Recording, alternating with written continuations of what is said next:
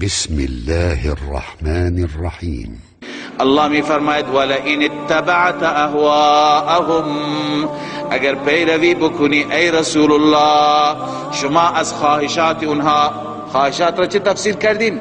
از آراء منحرفه و آراء کج اونها، از آراء خرافاتی اونها پیروی بکنی، من بعد الذی جاءک من العلم، بعد از اینکه علم پیشت آمد، بعد از اینکه از قرآن و سنت همه چیز را میدانی، بدان که خدا هم تو را رها می کند.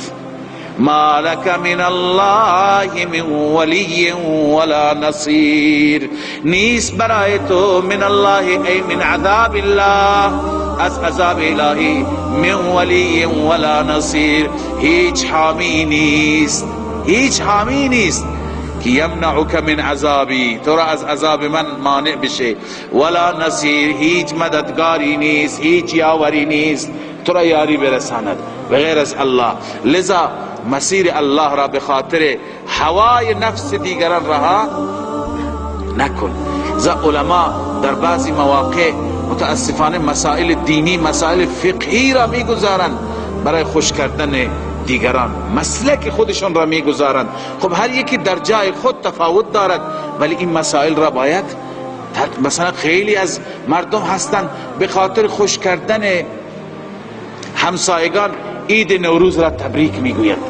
وقتی که اعتقاد به عید بودنش نداریم، اعتقاد ما این هست که عید فقط دو تا هستند. لذا برای رضایت دیگران انسان وقتی که این کار را بکند یا حرکاتی بکند، خب این اتبعت اهواءهم هست یا نیست؟ یا اینکه انسان به هر حال غدیر را تبریک بگوید. خود غدیر را تبریک گفتن یعنی خلافت حضرت ابوبکر و عمر و عثمان را قبول نداشتن. خب انسان برای رضایت همسایگان ما، عزیزان و صورتهای دیگه میشه انسان اونها را راضی کرد. اکرام است، احترام است، وحدت در مسائل سیاسی، وحدت در مسائل متفق علیه. لذا مسائلی که انسان مذهب خودش را، فقه خودش را و مسائلی که به اونها اعتقاد دارد و باور دارد، اگر اونها را زیر پا بگذارد، به هر حال خدا بر اینها چی میشه؟ ناراضی میشه. و السلام علیکم و رحمت الله.